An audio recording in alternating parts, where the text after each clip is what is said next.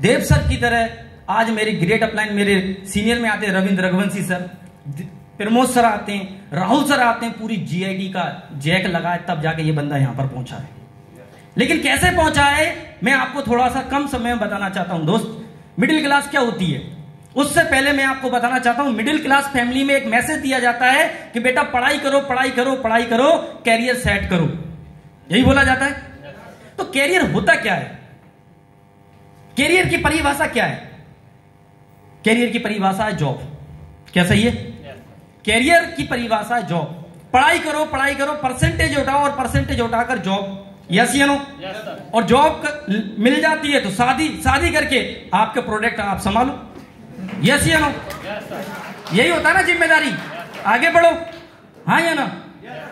लेकिन इतना आगे हम निकल गए, पीछे तो आ जाओ। अभी वर्तमान में चेक करो क्या सेट हो गए क्या हम?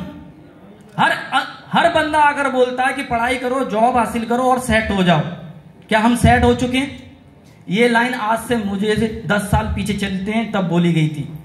मेरे पापा ने भी मुझसे ये बोला था कि बेटा पढ़ाई ऐसी चाबी है, दुनिया के हर ताले खोल देती है। ये बात परम सत्य है।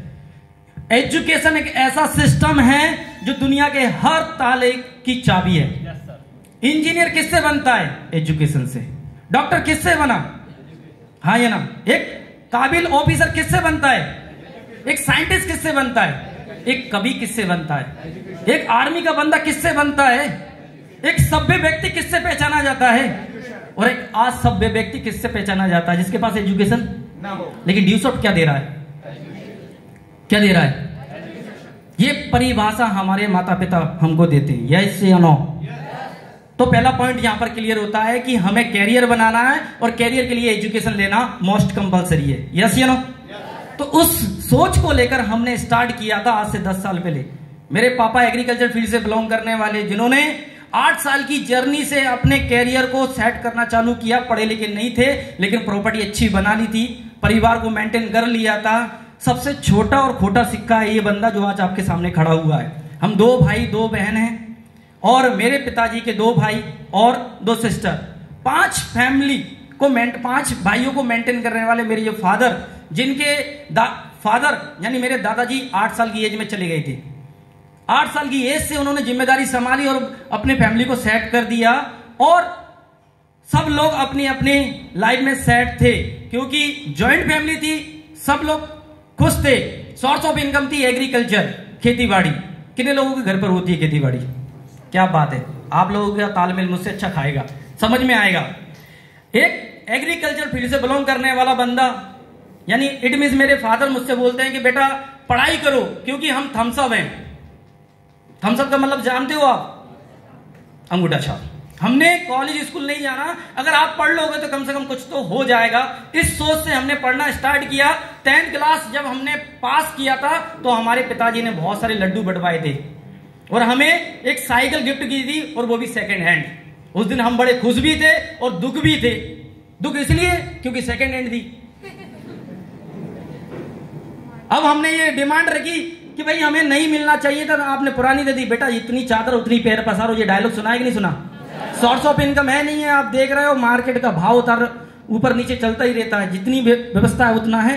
तो उसको लेकर हमने चलना स्टार्ट किया, 12th क्लास तक पहुंच गए और बार बार हमारे पापा ने बोला कि बेटा मैं आप में एक ऑफिसर देखता हूं, बेटा मैं आप में एक डॉक्टर देखता हूं। इतने ख्वाब सजा लिए, ड्रीम बिल्डिंग हो रही है हमारी, लेकिन मैं अपने आप में ये देखता हूं नालायक। खेत की बोलते हैं खलिहान बग जाते हैं, मतलब हर बार मैं अपने पापा की उम्मीद पर खरा नहीं उतरा। हेलो, क्यों? क्योंकि उन्होंने बोला हाईएस्ट परसेंटेज उठाना, हम 0 बटे सन्नाटा, सिर्फ धक्का मार के पास हो जाओ, इतना। और उन्होंने बोला कि बेटा साइंस लेना, हमने आर्ट्स ले लिया। क्यों? क्योंकि साइंस में दिमाग लगाना पड़ता है और हमें एक शॉर्टकट रास्ता ढूंढ रहे थे हम। हर बंदे की यही कहानी है, हाँ या ना?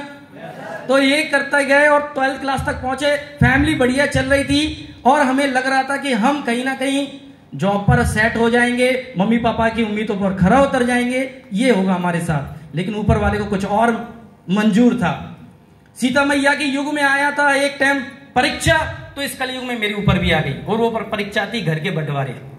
किसके घर में बंटवारे हुए? और कोई चाय का बंटवारे हो? अच्छा, जिस दिन घर पे बंटवारे होते हैं उस दिन आप डांस करते हो? हेलो, अरे उस दिन सही जिंदगी का मतलब पता चलता है जिस दिन घर में बंटवारे हुए थे, जब डिवाइडेशन रूल्स प्रॉपर्टी पर, तो हमारे घर में कोई नहीं रोया था जितना हमारे फादर, क्योंकि उन्होंने 8 साल से अपने परिवार को मेंटेन किया था और उन्होंने अपने भाइयों को सब कुछ जब माना था, सब कुछ लेके चले हुए थे। और उसी दौरान जब मैं 12th क्लास पास आउट हुआ, तब घर में घर की स्थिति वीक हुई, तब मुझे पता चला कि क्या होता है। तब मुझे चला पैसे का एहसास कि आज के युग में कहते हैं ना, गरीबी तोड़ देती है और रिश्ते खास होते हैं और अपने ही पराये लगने लगते हैं जो अपने, और अमीरी एक झटके में खींच लेती है उन लोगों को जो सदियों से उदास होते हैं।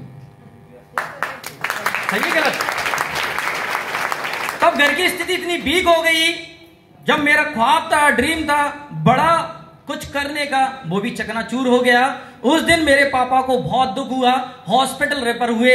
हॉस्पिटल जब गए, डॉक्टर ने बताया कि भाई सुनील आप पढ़े लिखे हो, मेरे केबिन में आओ। और केबिन में जब गए तो पापा के बारे में बताया कि आप पढ़े लिखे हो, आपको बताना चाहता हूं कि 3 अटैक के मोमेंटम होते हैं, फर्स्ट सेकंड थर्ड। ये आपका फर्स्ट है पापा का अटैक, समझ रहा हूं बात को लेकर। माइनर अटैक है, अगर प्रेशर ज्यादा पड़ गया ना तो पापा हाथ से चले जाएंगे। दिलो दिमाग हिल गया तब मेरा। ये बात जाकर जब मैंने बाहर जाकर अपने अंदर ही रखी, मम्मी पूछती है क्यों बुलाया था डॉक्टर ने, मैंने नहीं कुछ नहीं, बीपी हाई हो गया था इसलिए पापा को लेके आए। लेकिन मुझे पता था कि मुझे क्या पता था, जो कि मम्मी पापा को पता नहीं था, उन्हें क्या पता था। घर पे गए, घर पे जाकर हालात फिर वीक हो गए, तबीयत और खराब होने लगी। सोर्स ऑफ इनकम एग्रीकल्चर थी, वो स्टॉप हो चुकी है। पापा को बोला गया है, डॉक्टर ने बेड रेस्ट, आराम करने की जरूरत है, हार्ड वर्क अब नहीं कर सकते। बड़े भाई जो मुझसे पहले थे, शादी होने के दौरान घर घर की कहानी है, 4 से 5 बर्तन उठते हैं और गिरते भी हैं, वो पहले डिवाइड हो गए थे।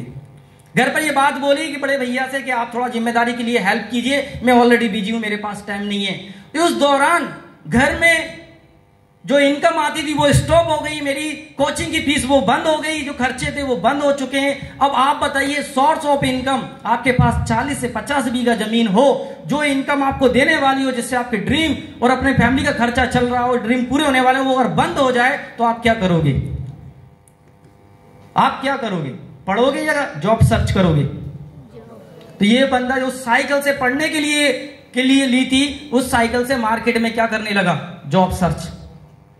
और जब ये पढ़ने लगा, पढ़ाई के लिए पिताजी ने बोला कुछ जमीन बची है वो गिरवी में रख दूंगा, लेकिन पढ़ाई मत छोड़ना बेटा। सोचने वाली बात है, आज के युग में भी पढ़ाई के लिए माता पिता अपनी बीमारी, अपनी इनकम, अपनी प्रॉपर्टी नहीं देखते और यही बोलते हैं बेटा पढ़ाई करो। हाँ है ना, पढ़ाई करो।